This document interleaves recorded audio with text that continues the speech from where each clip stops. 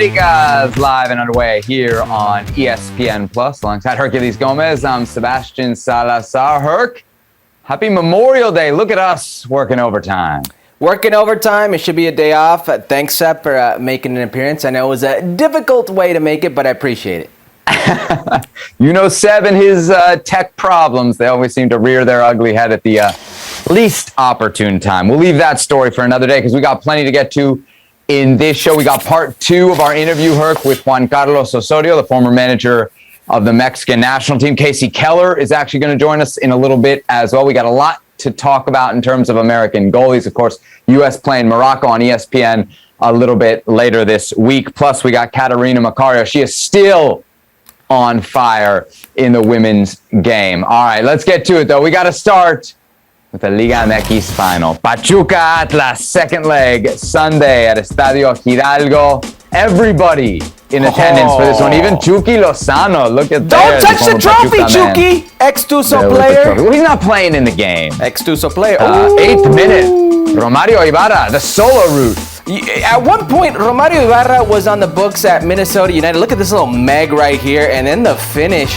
Say what you want. Camilo Vargas trying to make himself big. That is a ridiculous finish. Okay, so Atlas, of course, we're up 2-0 after the first leg. The lead down to 2-1. Later, a possible penalty here. Oscar Murillo fouled in the box.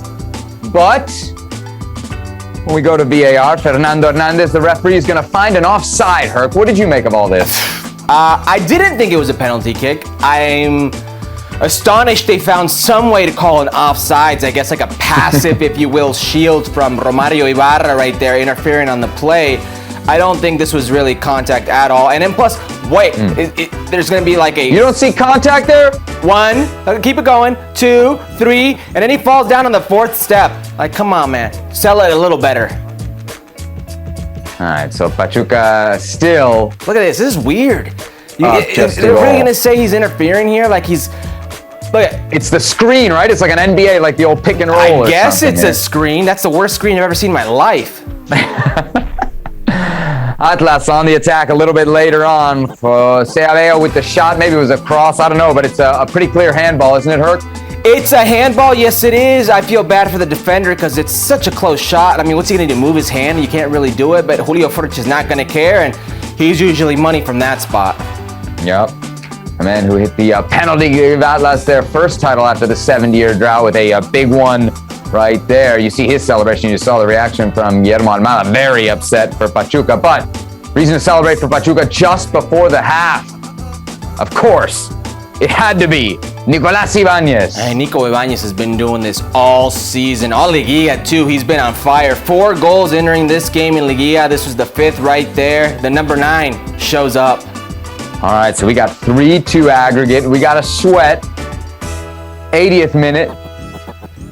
Like, Seb, what are we doing? Like, honestly, this is par for the course for Liguilla and the referees. Like, that's so accidental. They call this a red card. Everything in Phantom. This is called Phantom when it's in slow-mo. Everything in Phantom in slow-mo looks worse. That's never a red. Yes, of all the refereeing decisions, I think that one was the most unanimous. That should not have been a red card. Pachuca coming for it late. So close. Yet so far away. And Herc, in the end, after a 70-year drought, back-to-back titles for Atlas. Amazing stuff.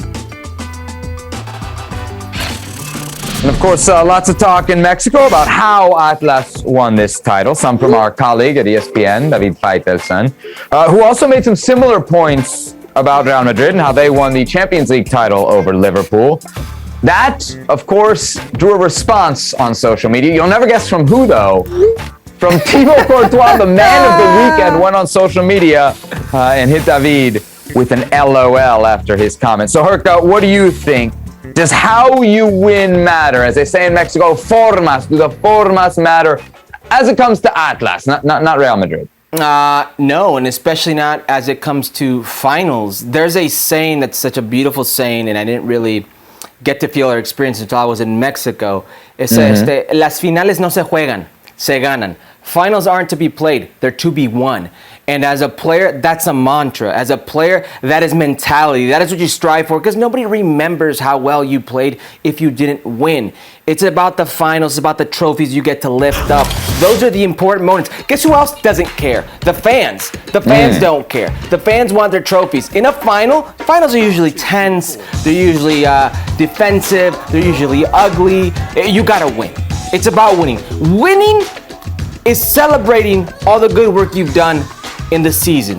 When you can win a final, it's a celebration of what you've done in that regular season. So no, forms don't matter. And also, by the way, there are a lot of different forms you can appreciate, whether that's offensive, defense, tactical schemes, whatever the case may be. There are different ways to enjoy this game.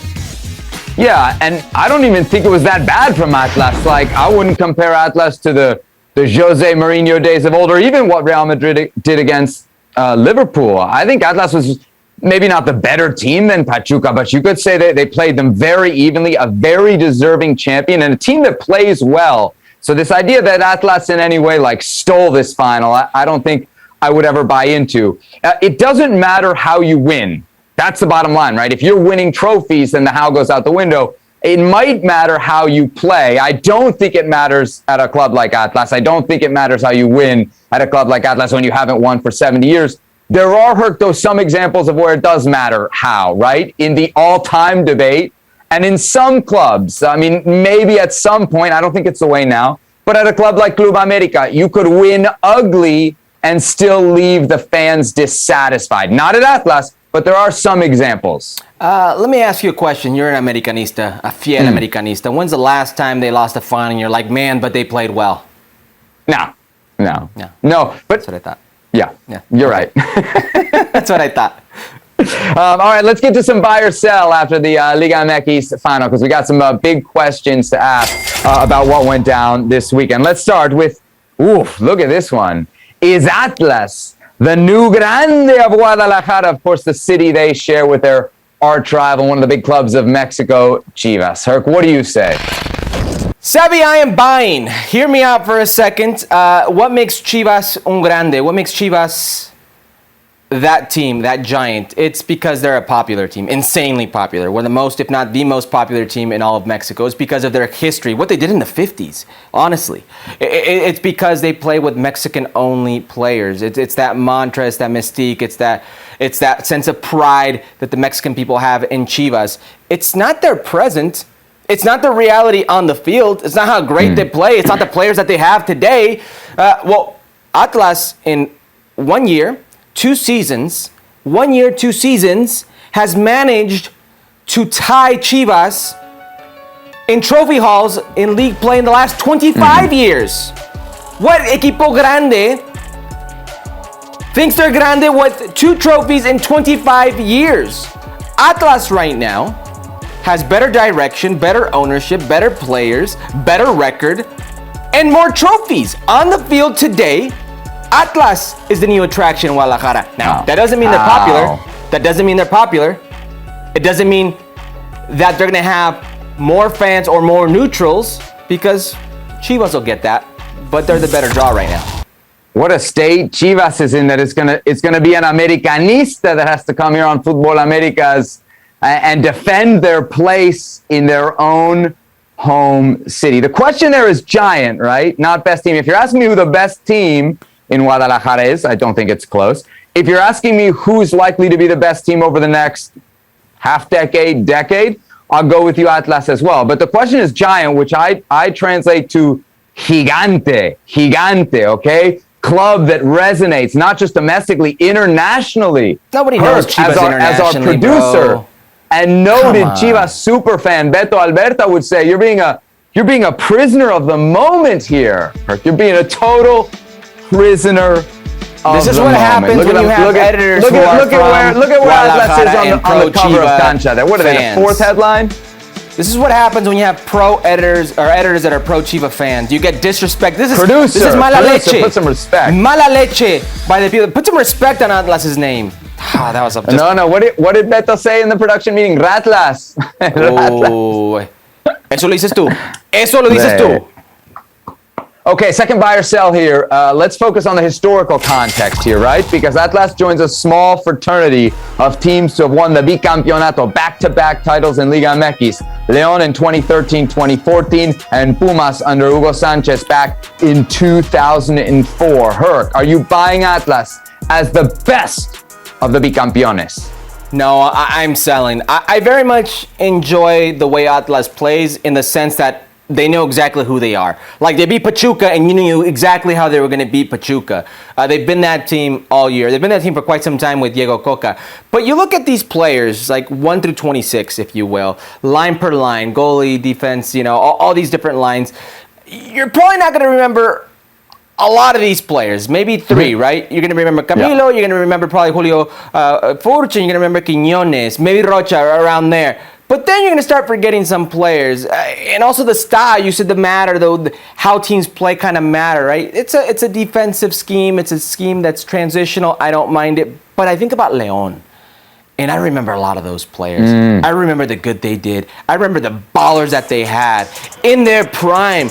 I mean, you had a Chapo Montes who was coming up. You had a Gullit Peña who was running all cylinders. A Boselli who was one of the best foreign players to come in the last decade to Liga MX. Matosas who had this free-flowing football about him. Gallito Vázquez in the center of the field. For one of those championships, you had Rafa Marquez in the back. I mean, this team was flying Burbano out of everywhere. They had offensive juggernauts, and they played well, man. They played so well. Not only did they beat you, but they beat you convincingly. It's a team that left you remembering how you felt. I got to go with León. All right. Again, to the point of when does it matter how you win when we get to an all-time debate? And there, I think maybe Atlas does fall a little bit short, right? That León team, how good were they? Remember where Mexico was in the beginning of 2014. The national team was a disaster, just trying to get a ticket to Brazil. And what did they do? Yes, Piojo Herrera comes in, but they took the 2 best teams in Mexico at that time, León, America. They basically mashed them together and said, we hope this can save it. That's how good that León team was. They basically took the core, the base of that León team, mixed it with Piojo Herrera's America, and that team, only New Zealand, got qualified and then was the base of the team that played so well in 2014. So I'm with you. Actually, I think Atlas probably, unfortunately, of the 3 ranks 3rd for me, but this is not the moment to hate on that Pumas team, by the way, got in as a 9th place team. They're like repechaje, so a little food for thought there. Okay, last buy or sell. Now we've talked about this, Atlas, as good as they are, don't really have representation on the Mexican national team. So what about their captain, Aldo Rocha? Does he, who, by the way, is the only doble bicampeón in Liga MX history, does he deserve a call-up to the Mexican national team? That León team we were talking about, he was there. That's how good of a team it was. I am buying me some Aldo Rocha. Look, it's not this season only. It's not this year only. Like, he's been one of the best central midfielders in all of Mexico since his Morelia days. I was saying it back then when he was captaining Morelia. Now, he's the best central midfielder in all of Mexico. He's only 29 years old, okay? And especially with the form of some players who play in central midfield in the Mexican national team or in that setup, you gotta get them now. There is no two-way player in better form. There is no player with the leadership abilities, with the bite, with the distribution, the ability to get on the end of things, the eggs, the aguacates, and momentos críticos. Like, he wants to be there, he wants to do that, and he's proven it. I don't know why we've not seen him under Tata already. You know what? If there is a thing that this Mexican team seems to lack, at least through qualifying, here was that character, right? That real gumption. Aldo Rocha would give you that if he's on the field. Like, are we really talking about a player here who could burst into a starting lineup role or even a role off the bench? I feel like that's a bit of a stretch. It's not a bit of a stretch. Look at the players who have started under Tata. Luis Romo has started. Charlie Rodriguez has started. You've had Orbelín start there. You have Guardado. You've got, there's so many different ways that he goes about that midfield. This guy will start. He can start. You've even had a player like Córdoba start there. So yes, he can play. Yep, he can play. A couple other Atlas players at positions of need. Julio Furch. Maybe if Mexico needs an arm, you could bring him in. What about Luis Reyes at left back? Another position of left back. He also need. plays as a right winger, left winger. That guy's a little utility knife. You play him anywhere. Okay. Speaking of outside backs. Alan Mozo might be moving from Pumas to Chivas. In fact, looks like he's set to join Chivas for a $4 million transfer fee. Mozo, of course, still trying to break into the Mexican national team for the World Cup. Wonder if this move will help. Certainly can't hurt. Cafu, Mozo. I don't know if this is a good move. I don't know if this is a player that Chivas really need. He's a right back, but I think he's a good player. All right, we'll find out next season. U.S. men's national team got 4 games over the next couple weeks, 2 friendlies and 2 Nations League matches. Jordi Mihailovic will not be available. The young superstar, in fact, the player that Herculez Gomez made the bold prediction would be Major League Soccer's MVP, despite the call-up, is out with an ankle injury. The 23-year-old will not be replaced on Greg Berhalter's roster. We learned that earlier on Monday. Late last week, we learned about Zack Steffen. That's right, the Manchester City goalie will miss this call-up for what the team is labeling family reasons. New York City FC's Sean Johnson replacing Steffen on the roster. So the 3 goalies will be Johnson, Matt Turner, Ethan Horvath. First up for the U.S. fellow World Cup qualifier, Morocco. That game in Cincinnati on Wednesday. All right, for more on this, time to welcome into the show our good friend and colleague, Kasey Keller, who joined us on Memorial Day. I know we must have had to dip deep into the Futbol Americas budget to make this appearance possible. Anything can happen, guys. Anything. Anything can happen. You heard it right there from Kasey Keller. All right, Kasey, we got a lot of goalies to talk about. Let's start with Zack Steffen. He's going to miss this call-up. Do you think it jeopardizes his spot as the starting goalie for the U.S. men's national team? Well, it definitely doesn't help his spot. I mean, because you think that there's so few opportunities leading up into this World Cup of how many opportunities you're going to have to impress the coaching staff. Look, I think we all have seen that if we're looking at favorites, Zack Steffen would be the favorite of Greg Berhalter. I mean, I think that's been pretty clear.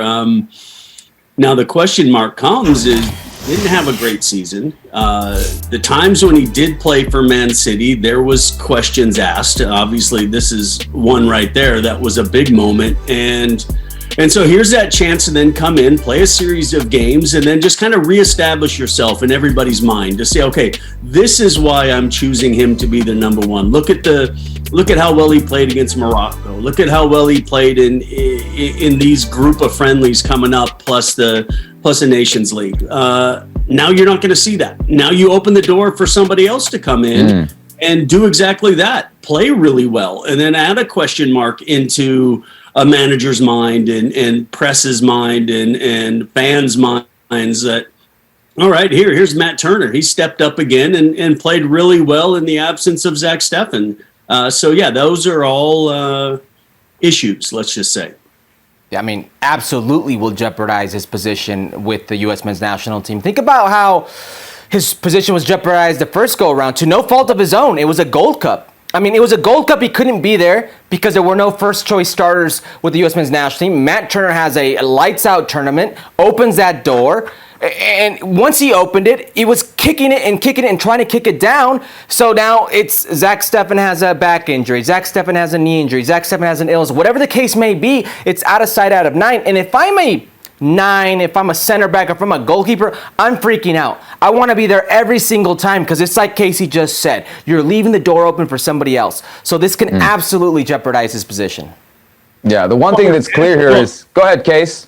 And it's not like you just started every game for Man City. I mean, you barely played another season. So these are the opportunities. I think if it was a case where, even if he played 40 games this year for Man City, there's still a point where, I'm too cool to be in with the national team. I need a vacation or whatever else. I mean, I'm not putting words in anybody's mouth. I'm just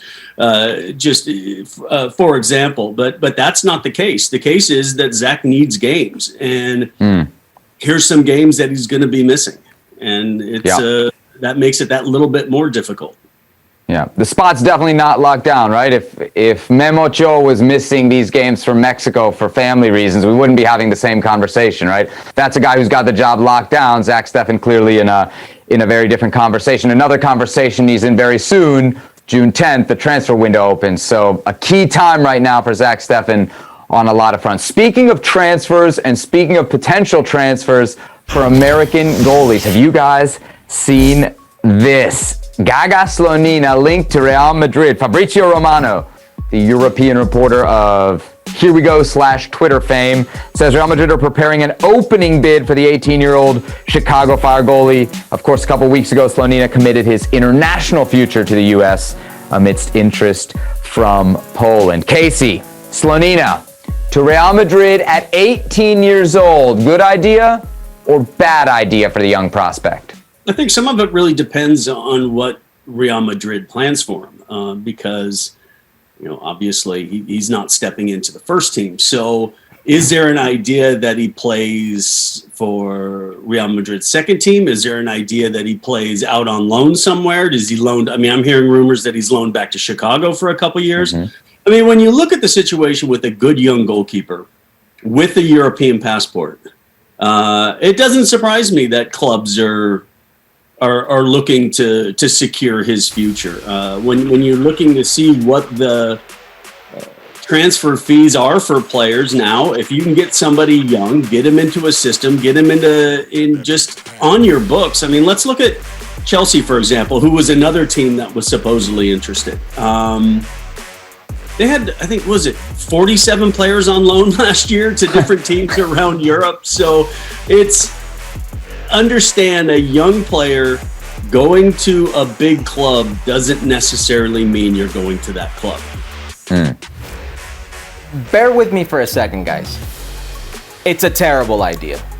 Now, I understand that going to Real Madrid, linking your name, your brand to Real Madrid is a win. Just by osmosis, I understand that. But he needs to develop, he needs to play. He's going to go to Real Madrid Castilla, the most likely scenario. That is their second team that Kasey was talking about. That is like the third tier in Spain, and they only play amongst other reserve teams. And it's almost a semi-professional setup, if you will, from my understanding.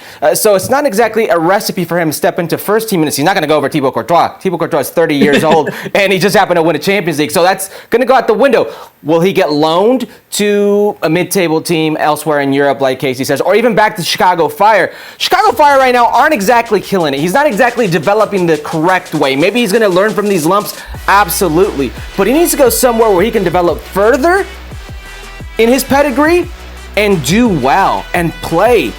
I don't see that being the case with a team like Real Madrid, and we see this so many times, and you just touched upon Chelsea. I mean, we've seen Matt Miazga, we've seen Ulises Davila, we've seen so many players go through there into that Chelsea setup and in elsewhere, and all of a sudden are in Australia, with all due respect. So it needs to be a situation where he can play, one, and two, continue to develop.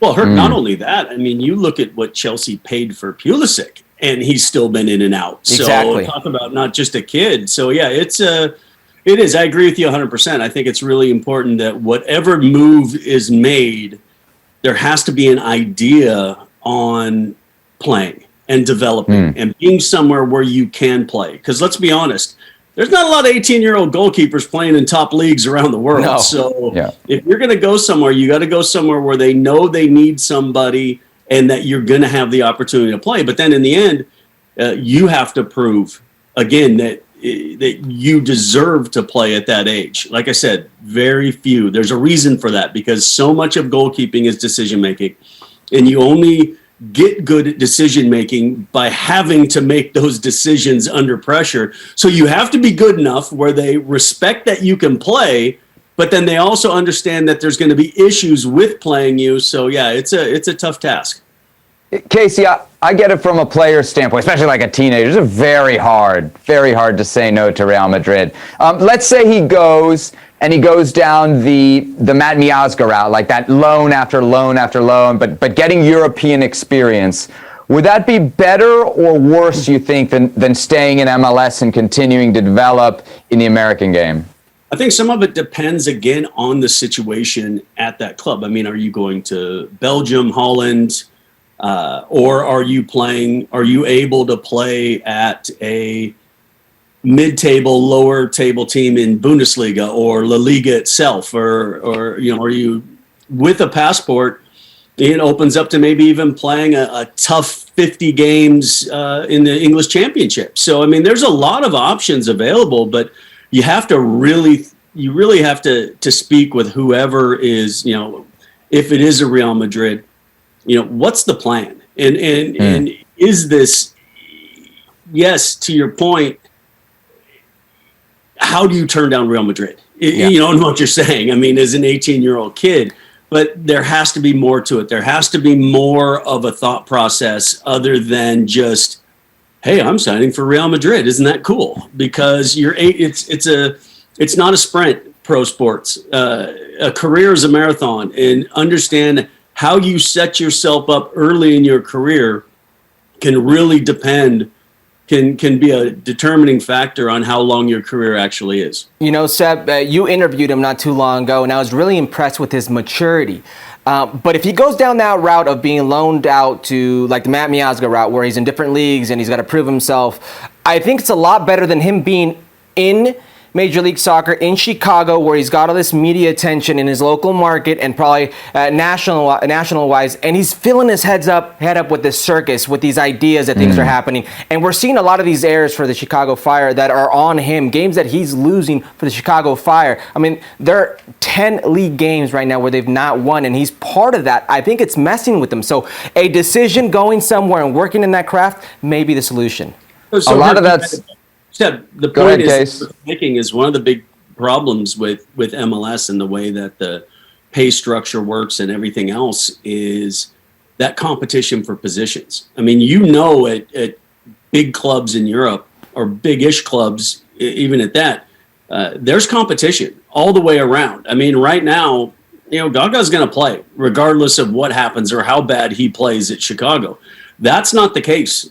He gets an opportunity. The keeper in front of him isn't playing very well. He's going to have 2 or 3 games. And if he doesn't play well in those games, he might not know when he's going to get another chance after that. So, and I think that's the point where Herc really makes a good point, is getting into a situation where he truly has to fight and compete and be good every day. Because if he's not good every day, he won't play. All right, let's keep on the theme of American goalies. Ethan Horvath and Nottingham Forest are going up from the championship to the Premier League. The Colorado native actually played the last few minutes of Forest victory over Huddersfield in the promotion playoff final, replacing starter Brice Samba, as Forest won 1-0 at Wembley. All right, Kasey, including Ethan Horvath, why don't you give us your depth chart in goal for the U.S. right now as we stand, 6 months away from the World Cup? Yeah, that's the tricky depth chart, right? I mean, because you're really looking at right now, Matt Turner's playing for New England, but obviously there's that he's supposed to be going to Arsenal. Like anything, you hear he's going, but until it actually happens, you're always kind of waiting until that. But you don't expect him to be playing a whole lot at that stage. We know that Zack Steffen is not going to be beating out Ederson anytime soon. Ethan Horvath wasn't playing in the championship, so I find it interesting that they would put him in as the starting goalkeeper in the Premier League. So yeah, the depth chart is interesting, because then you're going to, like I said, Sean got called in, and Sean's been a good, steady, goalkeeper in MLS for a long time. You're looking at, Bill Hamid, that's been into a bunch of camps. There's been some shout for different players, Steph Fry, for example, and the success that he's had at Sounders, to maybe get an opportunity at 36 with no real international experience. So yeah, the depth chart is interesting, and it's something that the U.S. hasn't had to deal with for a while. And I think that's what's probably scaring people more than anything, is that this just hasn't been a problem for the men's national team for 20, 30 years. I didn't hear Gaga in there. Yeah, okay. No, that's what it is, though. That's exactly what it is. I mean, think about this. You're naming off players, and they're to their own right, they're very good goalkeepers, but it's never been a situation the U.S. men's national team has had to deal with. I mean, never. This is the first time where there's a controversy for not the right reasons. Before, it was Kasey Keller, Brad Friedel. You know, that was like, both of these guys are playing at a high level. Who do we go with? And there was that type of war between the players, that type of competition. Now it's like, this one's not playing. That one had an error here. It's not for the right reasons, and I think that's what freaks out a lot of fans.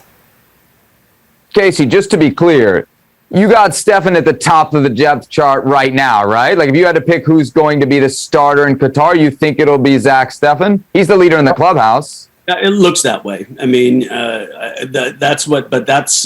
think what's interesting with having to pull out of these 4 games, because that's the point we were making in that first conversation, is yes, probably at this stage, because of the way Greg instilled him back as the starter during qualifying, and he did fine. You know, there wasn't anything where you really went that it was really bad, but there also wasn't anything that you went, okay, this significantly solidifies him as the starter. But now not playing, and if Matt Turner can do what he did to Herc's point when he had the opportunity in that Gold Cup, then the door's all the way back open. And then the question mark will be, is going into the World Cup, is anybody playing? Is anybody playing enough games where that actually matters, or is it going to be a case of we're going to get into camp and we're just going to have to go with who we have a gut feeling is going to do the best for us? If Zack Steffen doesn't make a move, Ethan Horvath might be your leader in the clubhouse, right? Because Samba, the goalie for Nottingham Forest, he's been linked to like half the Premier League. So if Ethan Horvath goes into next season as a starter for a Premier League team, suddenly he's playing, and Herculez would have a huge advantage over everybody else in any depth chart. I think so. I mean, I don't even think it... I know we've had this discussion, but think about... I mean, Matt Turner's playing right now. Have you heard anything particularly good about Matt Turner and his play with the New England Revolution today? That's not been the case. So to Casey's points, it's about going with your gut. And if he's the only one playing at a high level, the Premier League, it's de facto. One tricky part about that, we got to talk real quick about Horvath, is it's been a lot of years since he's been an out-and-out starter at any club he's been at. So I think that'll be the interesting thing if Nottingham Forest, if he does get the opportunity or not, or if the first-choice goalkeeper leaves, they sign somebody else. All right, guys, so we do have United States against Morocco. First of these 4 games for Greg Berhalter's team coming up Wednesday. Let's give folks a reason to watch, right? We got a lot of positions, maybe spots in the lineup that are up for grabs. Kasey, as we head into these 4 games, which spot in the starting lineup do you think is most up for grabs? And I guess we could probably leave goalies aside, right? Because we've given them a lot of love already. We've talked about that a little bit. But look, I mean, what's been the biggest conversation this whole time, all through before qualifying even started? There's no true number 9. There's no guy that is, you say, okay, there's a striker scoring goals at a high level somewhere. Look, it's nice that Jesus Ferreira is scoring some goals this season, but yeah, you're looking at a position where, you know, it's right now completely wide open, and you just wonder who's going to take it and what direction Greg Berhalter is going to go. Yeah, I mean, it's tough not to say the number 9 when you've got Ricardo Pepi, who's not going to be around. Josh Sargent's not in the picture. You've got Jordan Pifak, who maybe unjustly isn't in the picture anymore.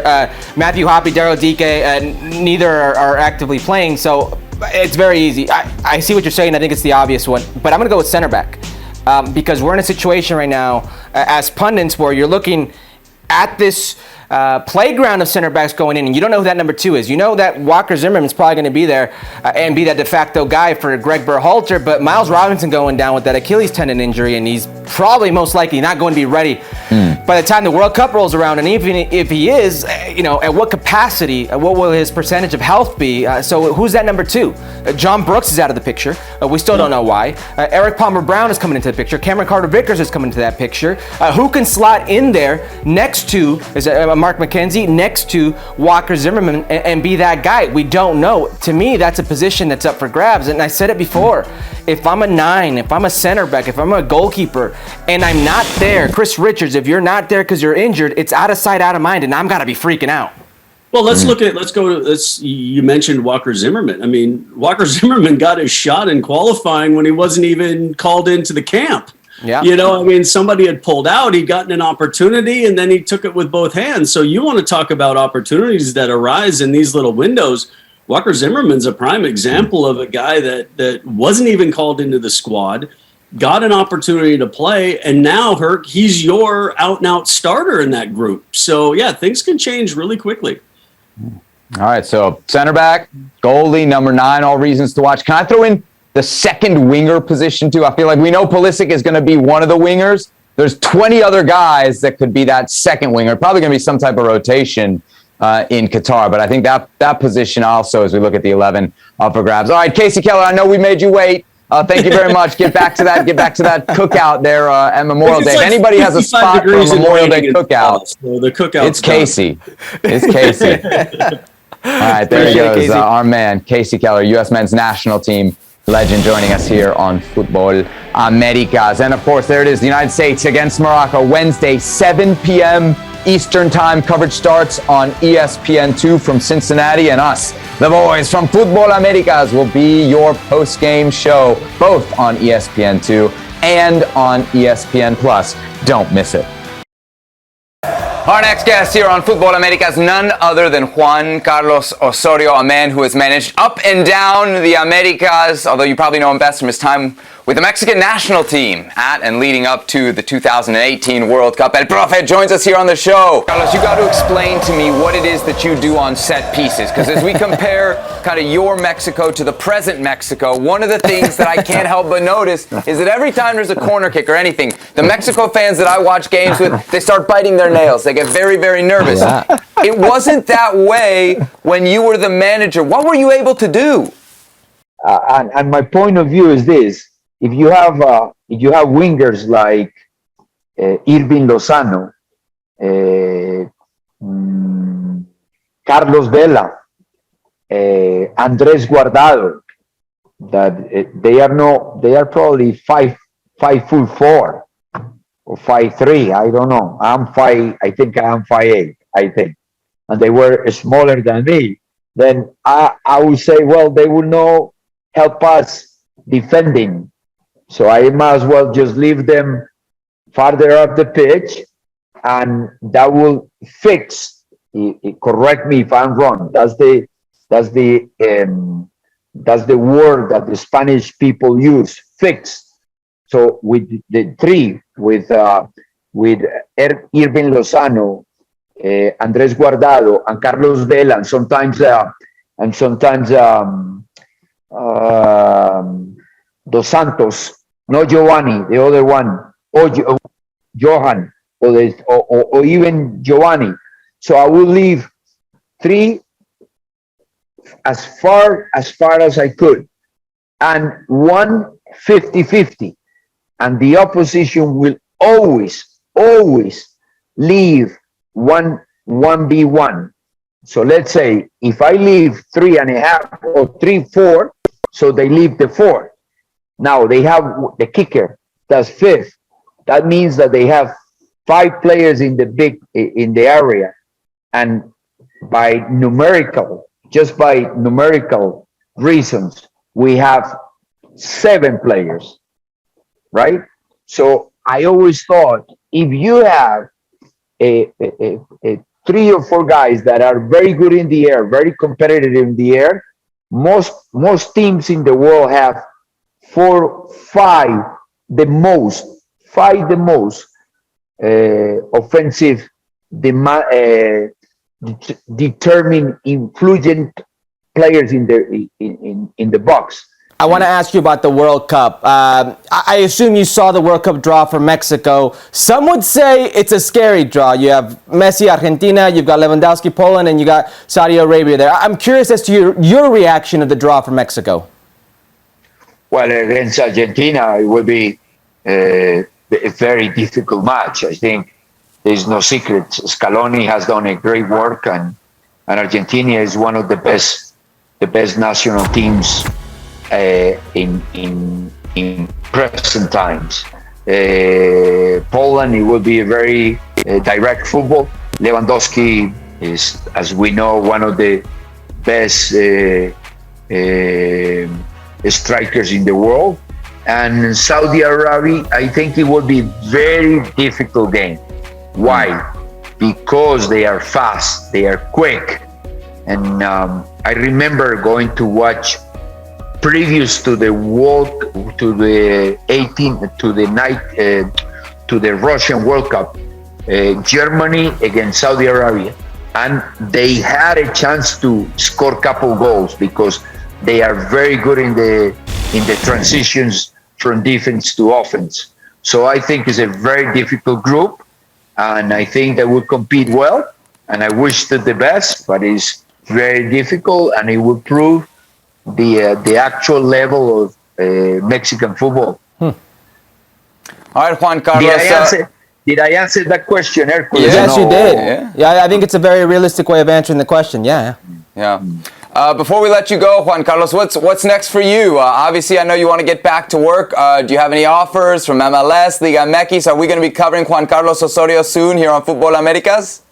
What's my next objective is to take a team that are very athletically prepared to do that high pressure, and or in a perfect world, a team that can also play long consecutive passes, 10, 12, 15 passes.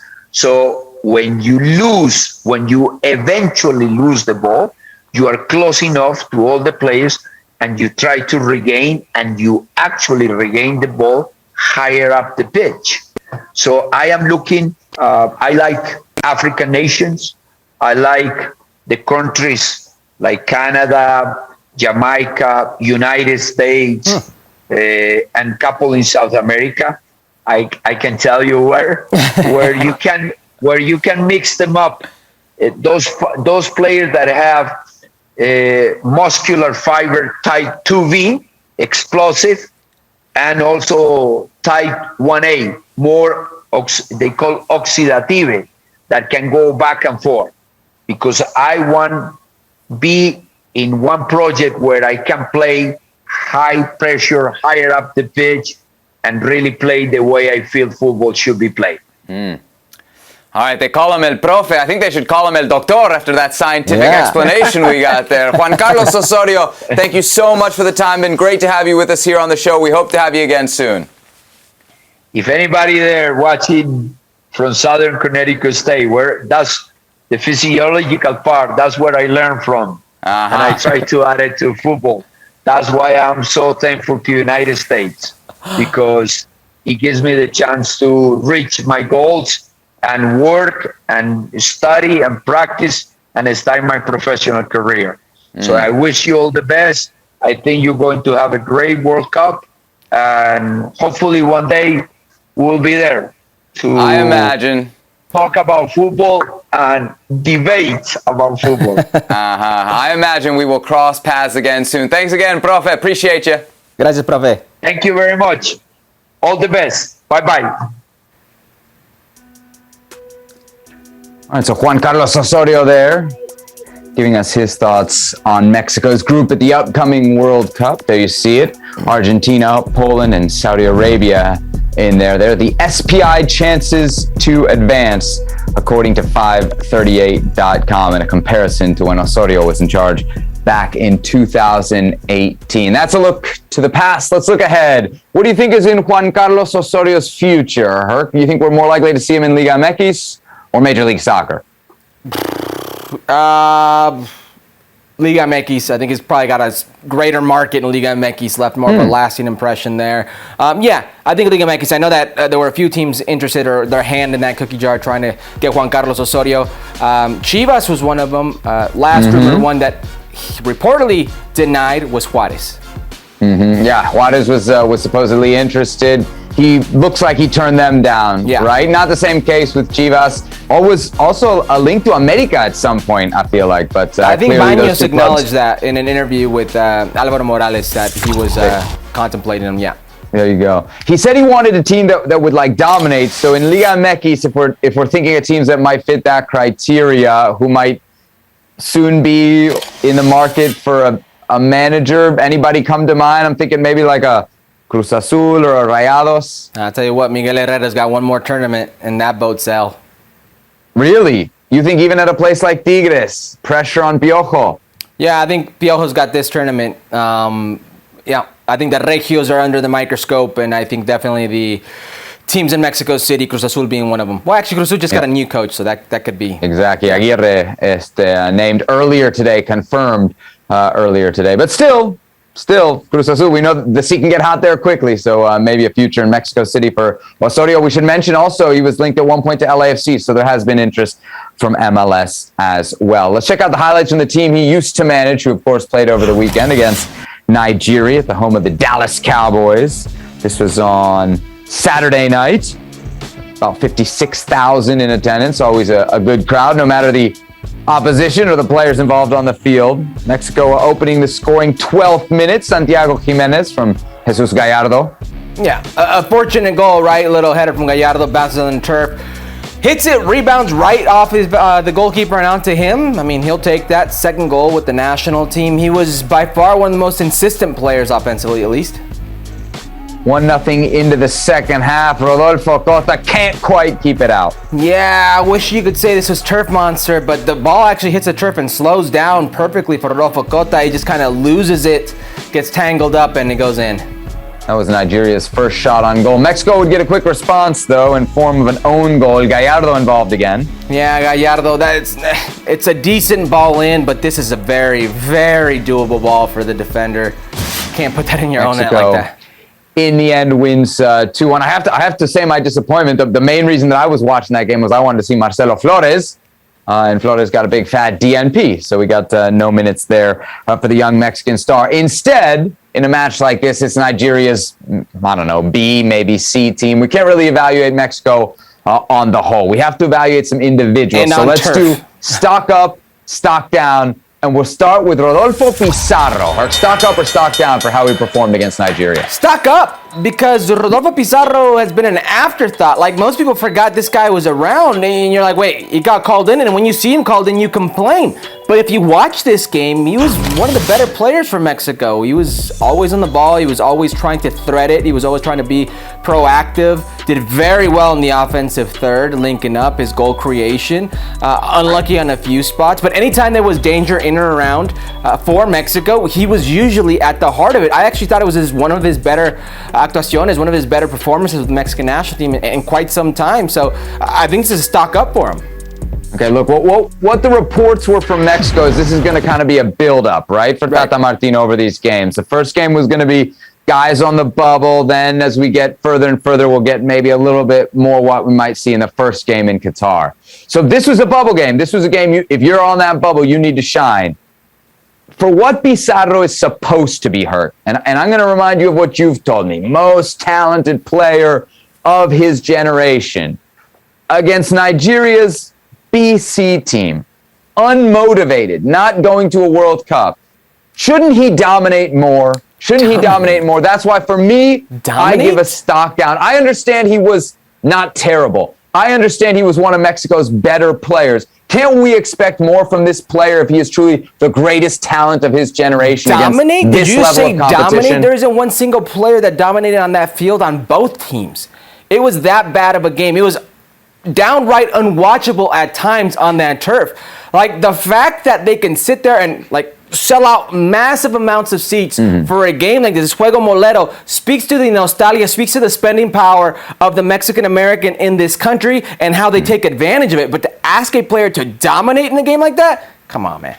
I think you're lowering the bar here for a guy who should have a bar that remains pretty high. Let's move up. Next up here on Stock Up, Stock Down, Rodolfo Cota. Okay, well, you just saw his highlight. I don't know, should we call it highlight? Maybe low light.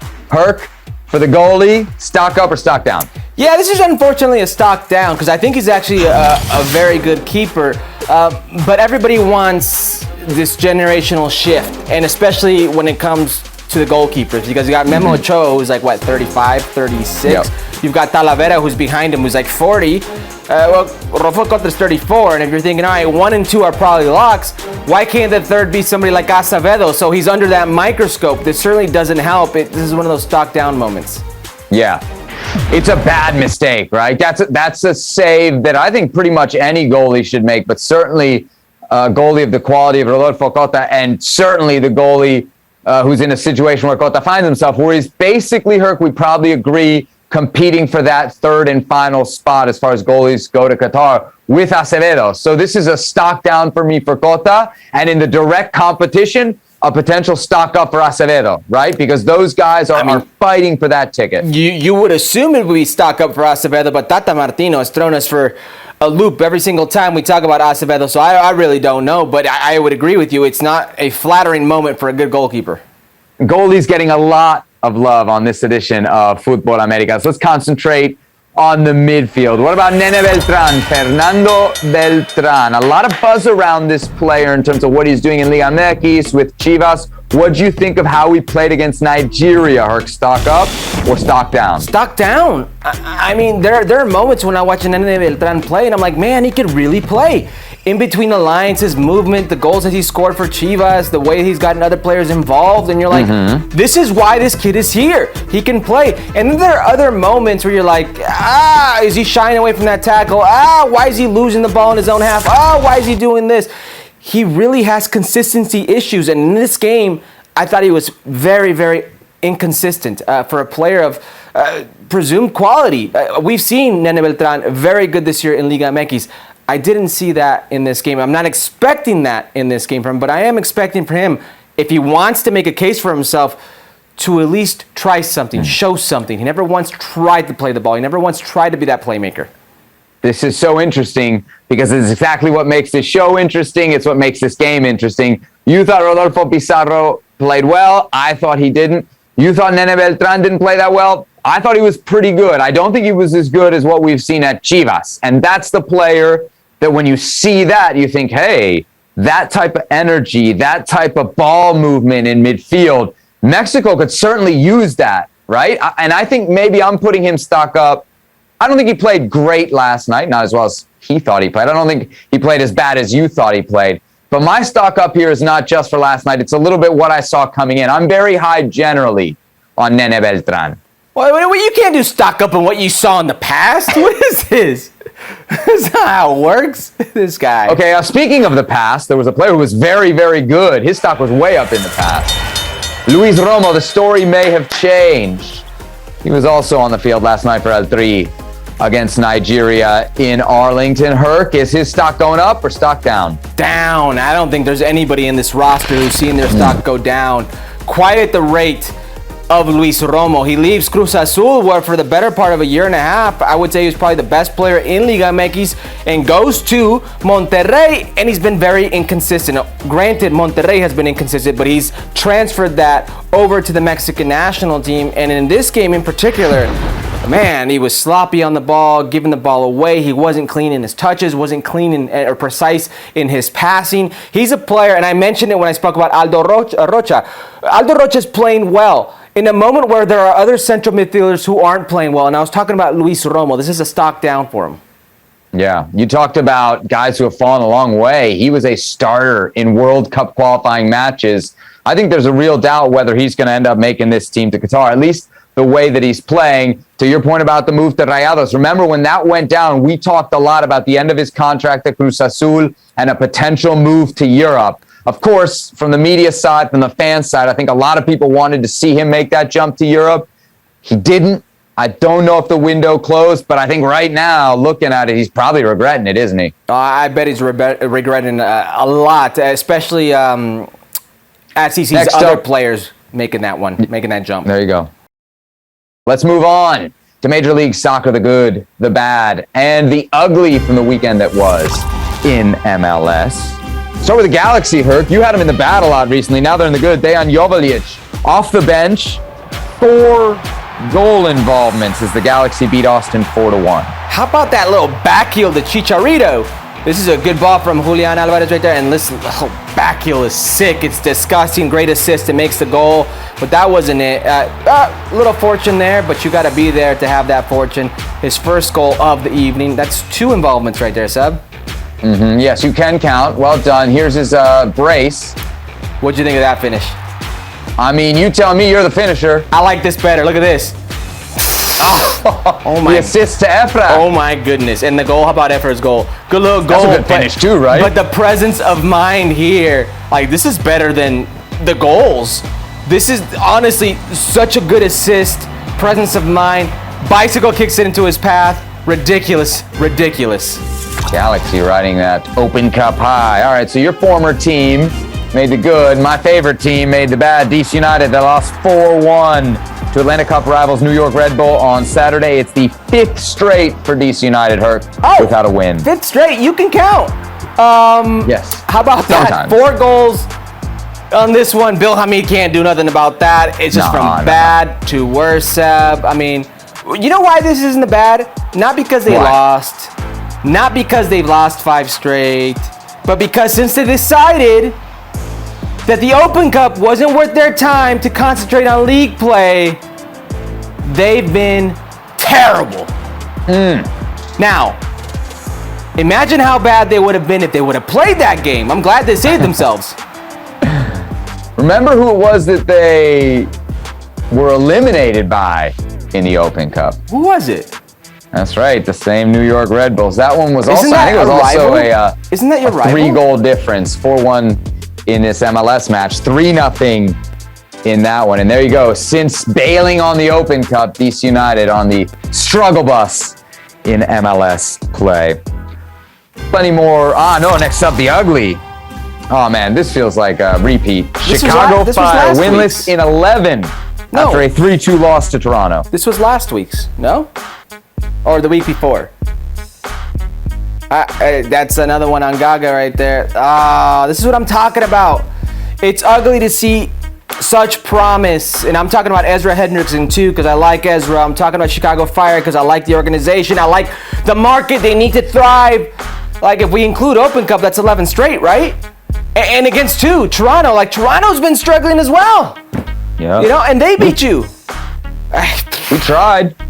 We looked around everybody else in MLS. We said, who can we make the ugly? What can we make the ugly? Chicago fans, I'm sorry. We couldn't find anything else. If you got a suggestion, hit us up. But all we could think of is the team that right now is 14th in the Eastern Conference. That is Chicago. Saturday, 7 p.m. Eastern Time, 4 p.m. Pacific, Vancouver RSL on ESPN+. To the women's game, Catarina Macario scores again. This time, Lyon against PSG early on, as Lyon sealed its 15th French League title with a 1-0 victory over their rivals on Sunday. This one came early, Herc. Yeah, the center back still, look at this, still looking for that lane, I guess. Like, just wide open. She'll take advantage of that. Catarina, this is such a good goal. Shows presence of mind, shows speed, shows the finishing ability. She has everything. Look at that. Another trophy. Yet another trophy for Catarina Macario, having just a great season and a great stint since moving over to Lyon. Now, what will it mean at the senior international level, Herc? Here's the big question. Macario's on fire. Ain't nobody doubting that. All right. But tomorrow, if you're Vlatko Andonovski and you got to win a game with the U.S. Women's National Team, who you starting at the number 9 spot? Macario or Morgan? Macario.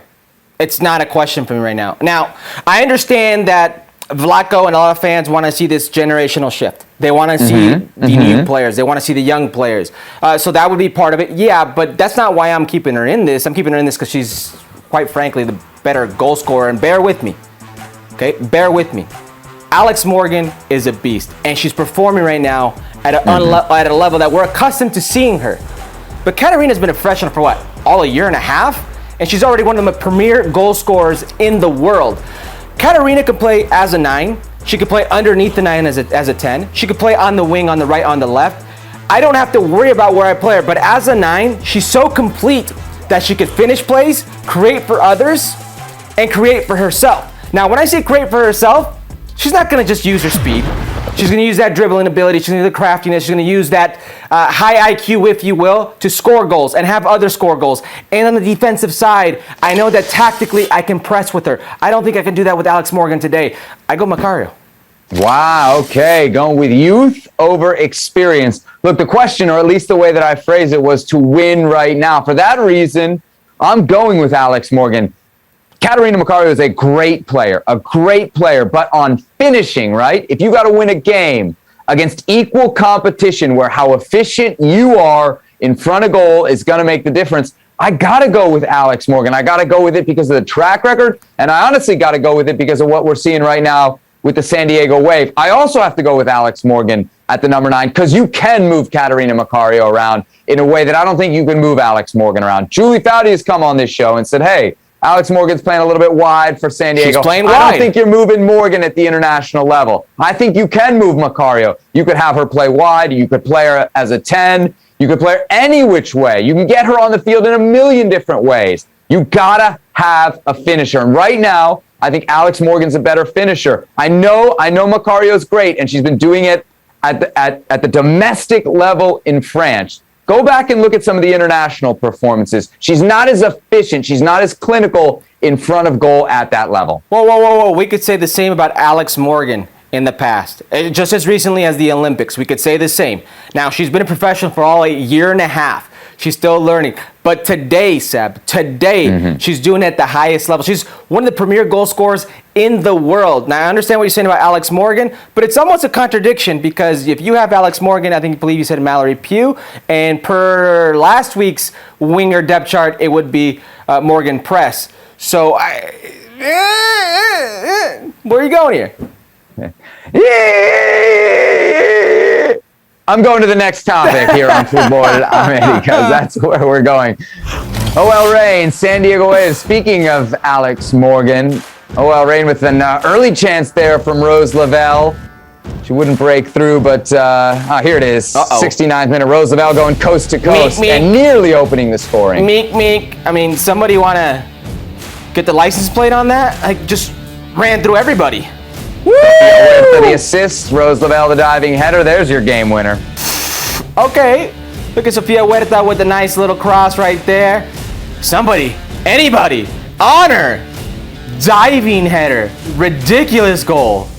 Not really what we think of when we think of Rose Lavelle, right? The diving headers, but certainly adding that to her game. Angel City, Gotham FC. Angel City playing at home. Herc, were you at this one? No, I've not gotten the invite from Julie, nor the producer who goes all the time. He lost my number all of a sudden. Pretexto. He's lost my number. Gotham grabbing the early lead. I mean, they're just so good at home. They pounce on everything. Oh, there it is. There it is. That's where they pounce on everything. Oh, man, Gotham FC, Angel City, I'm telling you what, they had chance after chance after chance in this game. But Gotham FC, with a stellar defensive and really goalkeeping performance, manages to keep the clean sheet. Chicago-Portland, two of my favorite wingers in the U.S. pool, Mallory Pugh, Sophia Smith getting it done, each scoring in this 2-2 draw. Yeah, Mallory Pugh's been on fire. That's a good little goal for her in between traffic. You almost forget how young she is. She's been around forever. That's a good goal. You were talking about my winger depth chart, right? Yeah, I think I had Press 1, Pugh 2. I think I had Sophia Smith 4, Rodman 5. No, Rodman 3, Purse 5, if memory serves. So my 2 and my 4 going toe-to-toe here and both getting on the score sheet as the Thorns and Red Stars play to a 2-2 draw. Let's look at the NWSL table, Herc. Look at the new kids on the block getting it done. That's insane. I mean, who would have thought both expansion teams would be 1 and 2 in the league, and San Diego number 1. It just blows my mind. It does, although the idea that expansion teams have to struggle for like a long time is kind of antiquated, right? We certainly see it in MLS. You can come in and compete right away. Hey, huge game Wednesday, 2:45 p.m. Eastern Time on ESPN Plus, ESPN2, World Cup qualifier, Scotland against Ukraine. Remember, it could be one of these two teams that works their way into the U.S. group in Qatar. So a must-watch game Wednesday before you watch the U.S. against Morocco on ESPN2, Scotland against Ukraine. Herc, who you got in that one? It's difficult not to go with Ukraine, right? I mean, if they make the World Cup, they're going to be the World Cup darlings. They're going to be a dangerous team for anybody. Wow, going against Scotland. Look at you with your anti-Craig Burley, anti-Steve Nicol ways. Yeah, there you go. Mark Donaldson. You could add more to it. Yeah. All right, we are not back on Thursday. Programming update. We are here Wednesday after U.S. against Morocco from Cincinnati. We will be live on ESPN2 and even more after that right here on ESPN Plus. Do not miss it. He's Herc. I'm Sebi. Thanks for watching. We'll see you Wednesday night after the game.